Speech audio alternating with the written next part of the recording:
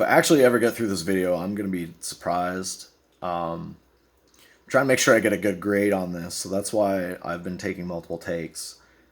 And so welcome back to Divination Tarot. It's Walt here for a Weird Wednesday, and you know, um, since us empaths are weirdos, I guess I figured we'd just talk about the 10 traits of an empath. And I know everybody's on different legs of their journey or whatever, and trying to understand different things. And some of us are on the not so spooky journey, which is fine. It's cool if you jumped on, because there's nothing bad about trying to be a better person and raise your frequency. And essentially, I don't know. I know everyone has an intuition, but I don't know if everyone's an empath. But I do know, like, the twins are extremely empathic, and I never understood it myself. So I feel that it's important, especially if you haven't stumbled across, the fact that you are an empath, or you can kind of connect the dots and realize, have that aha moment or whatever. But as they say, take what resonates and leave what doesn't. So, I mean, if you're not an empath, that's fine. I'm not going to judge you. Just, and I mean, you can judge me if you want for being a weirdo. That's fine. I'm pretty much used to it by this point, guys. So, but anyway, 10 traits of the empath. Number one, empaths are. Oh, and I'm cheating on this test just to let you aware. I am using the calculator. But that's just so I'm not rambling on, and I already have rambled on, so I know I'm getting marks taken off. And number one, empaths are highly sensitive. Empaths are naturally giving, spiritually open, and good listeners. If you want heart, empaths got it. Through thick and thin, they're there for you, world class nurturers, but they can easily have their feelings hurt. Empaths are often told that they're too sensitive and need to toughen up. Heard that my entire life, y'all. And just for anybody wondering, I'm not American. It's fine. You can think I'm American. I just have a lot of American friends from when I was playing the Xbox a lot. So I'm Canadian, and I was addicted to saying A, and just don't make fun of me. I mean, you can. I'm like I said.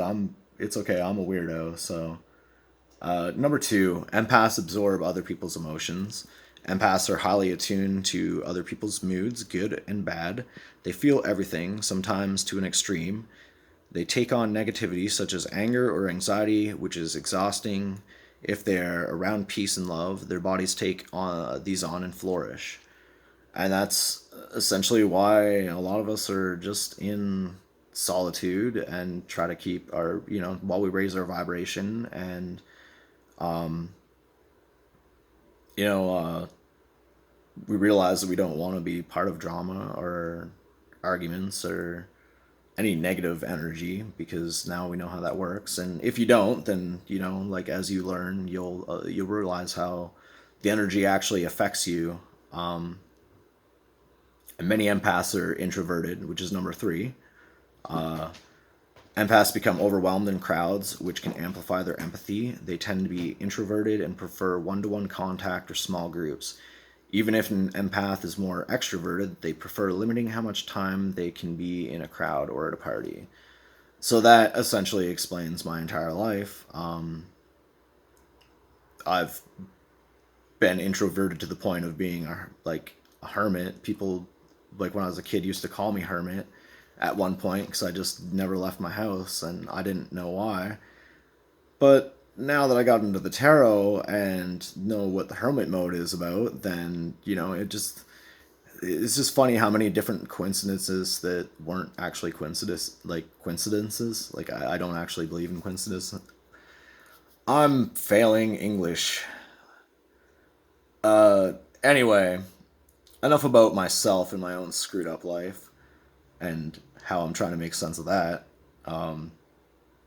Number four, empaths are highly intuitive.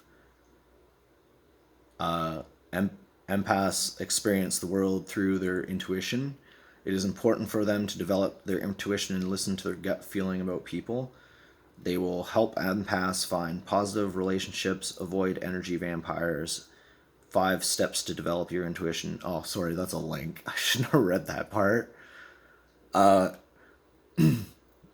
mean, you guys can try to click it, but I mean, I don't know how I don't know how special y'all are, but I don't think I'm that special.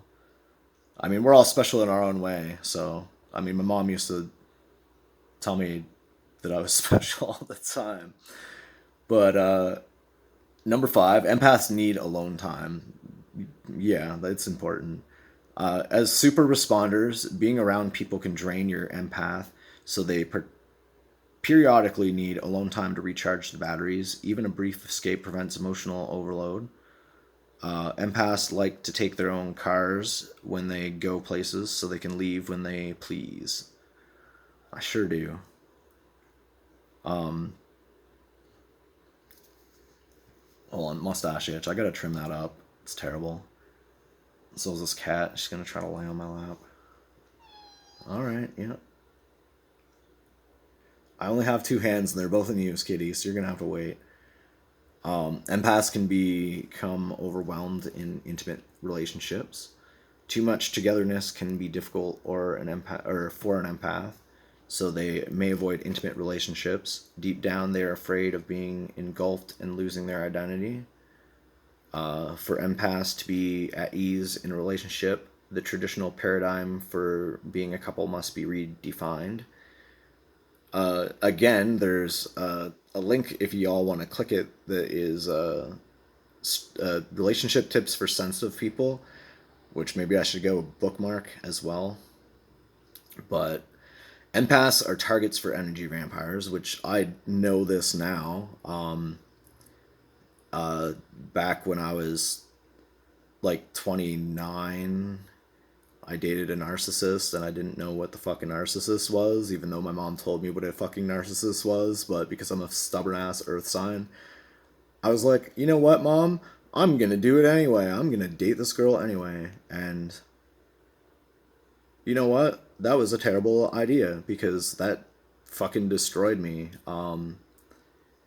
It was it was something I didn't fucking understand, and all she did was suck all the energy out of me and then discarded me and left me for dead. And I thought I was gonna die. I honestly thought I was gonna die, but you know, girls don't like to tell their age, so I'm not gonna discuss how young I may be. But yeah, you gotta. That's essentially it. Empaths, like the energy vampires, like people like that are drawn to us because of our high frequency, and a lot of the times we get manipulated and stuff. Especially if we're not open and perceptive, because essentially we are sponges, and the fuller the sponge is of the energy that shouldn't be there, then the less perceptive we are, and the less that we trust our intuition. And I mean, like, up until this all happened, I didn't even know what my intuition was. I just like knew I had a gut feeling that was never wrong, but I didn't know what that meant. I'm still trying to decode it too. It's like, you know, I don't know sometimes if I get intuition, like when I'm thinking about something, if it's a good decision or something I shouldn't do. So I'm still confused about intuition. So anybody that's trying to master their intuition, it takes time. It's hard. So don't give up. Just you'll figure it out, I guess. You gotta walk before you can, or I guess you gotta crawl before you can walk. I tried to hit the ground running, trying to figure everything out at once, and it was a mess. So just take your time. Um, work on the logical and the illogical, but make sure to, you know, uh, I guess we can continue. I mean, I pretty much explained the whole thing right there. I mean, because like an empath sensitivity makes them particularly easy marks for energy and vampires, whose fear or rage can sap their energy and peace of mind. Vampires do more than drain an empath's physical energy. They The special, yeah, this is not my spelling mistake, so this is not coming off my test. They especially, oh no, it is. I'm sorry. The especially dangerous ones, such as narcissists, can lack empathy and are only concerned with themselves. And honestly, that was the shortest and most terrible relationship of my life. It started off like amazing the first 2 weeks, and then there was all these super red flags that I wasn't paying attention to, and not paying attention to my mom because the stubborn earth sign, gotta make my own mistakes, mom. But after getting smite by the universe, that's why I listen to people. Um,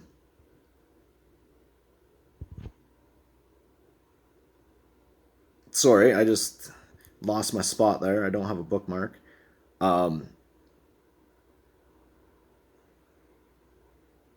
yeah, okay. So the lack of okay, so which can make them believe they're unworthy and unlovable. Other vampires, including the victim, the chronic talker, the drama queen, and more, to help you deal with these drainers in your life.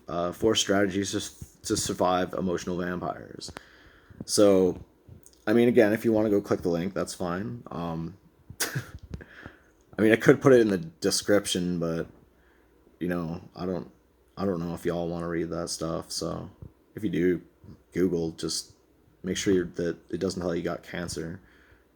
But 8, empaths become replenished in nature.